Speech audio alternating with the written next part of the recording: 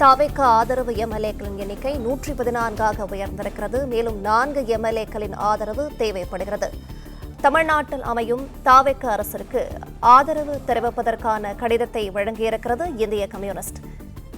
கூடுதல் விவரங்களை இணைப்பில் காத்திருக்கும் செய்தியாளர் மாணிக்கம் தொடர்ந்து வழங்கிட கேட்கலாம். மாணிக்கம், இடதுசாரிகளை தொடர்ந்து நிலைப்பாட்டை அறிவிப்பதாக கூறியிருந்தார் விசிக தலைவர் திருமா.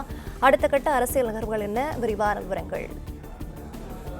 மார்க்சிஸ்ட் கம்யூனிஸ்ட் கட்சி, இந்திய கம்யூனிஸ்ட் கட்சி ஆகிய இந்த இரண்டு இடதுசாரி கட்சிகளும் அவருடைய நிலைப்பாட்டை அறிவிப்பது, ஒரு முடிவை எடுப்பது, கட்சியினுடைய செயல்பாட்டை தீர்மானிப்பதெல்லாம் அவருடைய மாநில நிர்வாக குழுதான்.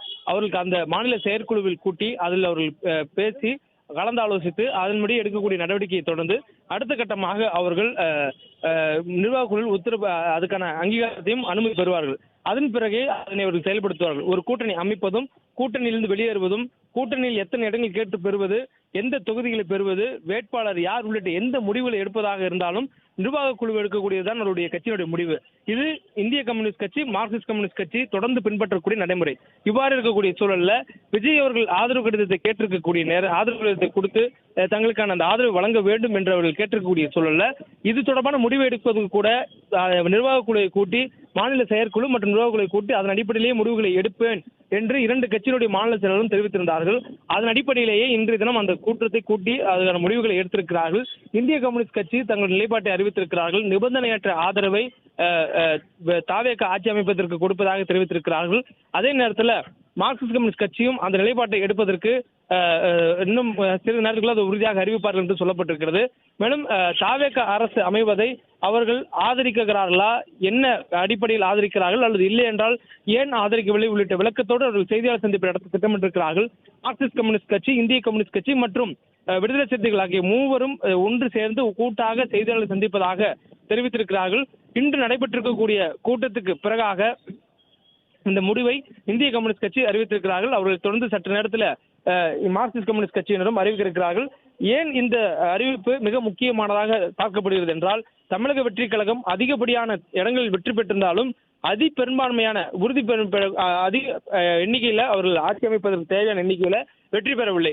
அந்த அறுதி பெரும்பான்மை இல்லாத காரணத்தினால் தேர்தலுக்கு பிந்தைய கூட்டணிக்கு தாவேகா முயற்சி செய்திருக்கிறது. அந்த தாவேகா முயற்சி செய்திருக்கக்கூடிய அந்த தேர்தலுக்கு பிந்தைய கூட்டணி திமுக வசம் இருக்கக்கூடிய கூட்டணி கட்சிகளிடம் தான் முயற்சி செய்திருக்கிறது. அதில் ஐயுஎம்எல் மறுத்தாலும் காங்கிரஸ் ஏற்கனவே திமுகவுடைய கூட்டணியிலிருந்து வெளியேறி இணைந்திருக்கிறார்கள். இந்த சூழல்ல மற்ற கட்சிகள், விடுதலை சிறுத்தைகள், இந்திய கம்யூனிஸ்ட் கட்சி, மார்க்சிஸ்ட் கம்யூனிஸ்ட் கட்சி ஆகிய கட்சியினர் அவர்களுக்கான அந்த ஆதரவு கேட்டு கடிதம் கொடுத்ததுக்கு பிறகாக கலந்து ஆலோசித்து முடிவு செய்வோம், கட்சியினுடைய நிர்வாகிகளுடன் கலந்து ஆலோசனைக்கு பிறகானதே எங்கள் தகவலை சொல்வோம் என்று தெரிவித்திருந்தார்கள். அதன் அடிப்படையில் இந்திய கம்யூனிஸ்ட் கட்சியுடைய கூட்டம் நடைபெற்று முடிந்து அவருடைய அறிவிப்பு வெளியிட்டிருக்கிறார்கள். மார்க்சிஸ்ட் கம்யூனிஸ்ட் கட்சியுடைய கூட்டமும் நடைபெற்றிருக்கிறது.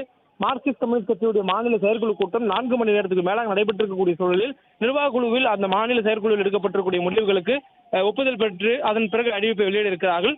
2 கம்யூனிஸ்ட் கட்சிகளும் எடுக்கக்கூடிய முடிவை பொறுத்தே தன்னுடைய முடிவை அறிவிப்பேன் என்று விடுதலை சிறுத்தைகள் கட்சியுடைய தலைவர் திருமாவளவன் தெரிவித்திருந்தார். காரணம், தொடர்ந்து அவர்கள் 2016 மக்கள் நல கூட்டணி அமைத்த போதிலிருந்து இடதுசாரி கட்சியுடன் ஒன்றிணைந்து செயல்படக்கூடிய வகையில் தான் விடுதலை சிறுத்தைகளுடைய செயல்பாடுகள் இருக்கின்றன. அவர்கள் 2016 தேர்தலுக்கு பிறகு அமைத்த கூட்டணி என்பது திமுகவுடன் அமைத்த கூட்டணி. 2019 நாடாளுமன்ற தேர்தல், 2021 சட்டமன்ற தேர்தல், 2024 நாடாளுமன்ற தேர்தல், மேலும் 2026 சட்டமன்ற தேர்தல் என இந்த 4 பொதுத் தேர்தல்களிலும், மேலும் இடைப்பட்ட காலங்களில் நடைபெற்றிருக்கக்கூடிய இடைத்தேர்தல்களும் அதே போன்று உள்ளாட்சி தேர்தல்களிலும் ஒன்றாகவே சந்தித்திருக்கிறார்கள். அவ்வாறு இருக்கக்கூடிய சூழல்ல ஒரு கூட்டணியிலிருந்து வெளியேறும் பொழுது 3 நபர்களும் ஒருமித்த முடிவுகளை எடுக்கக்கூடிய வாய்ப்பு இருப்பதாகவே அறிவிக்கப்பட்டது.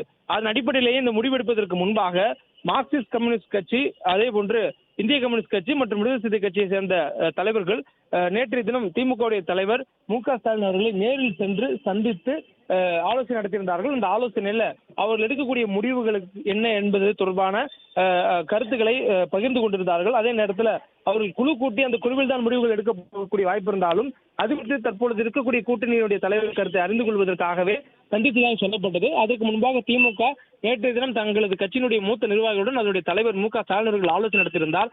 அதற்கு பிறகுதான் கூட்டணி கட்சி தலைவர்களான இந்த 3 கட்சியை சேர்ந்த தலைவர்களும் திமுக தலைவருடைய இல்லத்தில் சென்று ஆலோசனை நடத்தியிருந்தார்கள். அந்த ஆலோசனை திமுக எந்த ஒரு அழுத்தங்களையும் கூட்டணி கட்சி கொடுக்கவில்லை என்று சொல்லப்பட்டிருந்தது. அதே நேரத்தில் திமுக கூட்டணி கட்சிகள் பெரும்பாலும் மதச்சார்பற்ற முற்போக்கு கூட்டணி விட்டு வெளியேற வேண்டாம், இந்த கூட்டணி முறித்துக் கொள்ள வேண்டாம் என்ற ஒரு கோரிக்கையை மட்டும் திமுக தலைவர் இந்த கூட்டணி கட்சிகளுக்கு வைத்ததாக சொல்லப்பட்டது. மேலும் மாற்றாக அவர்கள் எடுக்கக்கூடிய எந்த முடிவுகளையும் கட்டுப்படுத்தும் விதமாகவோ அல்லது அதன் மீதான கருத்து சொல்லவோ திமுக முனையவில்லை என்ற கருத்தும் சொல்லப்பட்டது. கூட்டணியுடைய ஜனநாயகத்தை பொறுத்து சுதந்திரமான ஒரு கூட்டணியுடன் இருக்கக்கூடிய உறுதி செய்யும் வகையில இவர்கள் எந்த வகையிலும் கூட்டணி தொடர்பான முடிவெடுப்பதற்கு திமுக நிர்பந்திக்கவில்லை என்ற தகவல் திமுக சார்பில் சொல்ல. அதே நேரத்தில் தாங்கள் எடுக்கக்கூடிய முடிவு எந்த வகையிலும் தேர்தலை சந்தித்திருக்கக்கூடிய கூட்டணிக்கு ஒரு கலக்கத்தை ஏற்படுத்தக்கூடாது என்பதால் முன்கூட்டியே திமுக தலைவரை சந்தித்து தங்களுடைய நிலைப்பாட்டினை தெரிவிக்கக்கூடிய விதமாகவும் அதை பரிசீலிக்கிறோம், அதாவது விஜய் அவர்கள் ஆதரவு கேட்டு கடிதம் கொடுத்திருப்பதை பரிசீலிக்கிறோம் என்பதை தெரிவிப்பதற்காக நேற்றைய தினம் ஆலோசித்ததாகவும் சொல்லப்பட்டது. அப்பொழுது செய்தியாளர் சந்தித்த தொல் திருமாவளவன் என்ன காரணத்துக்காக திமுக தலைவருடன் சந்திப்பு பொழுது மரியாதை நிமித்தமான சந்திப்பு, தேர்தல் முடிந்திருக்கிறது, தேர்தல் தொடர்பான ஆலோசனை மேற்கொண்டோம் என்றும் தெரிவித்திருந்தார்.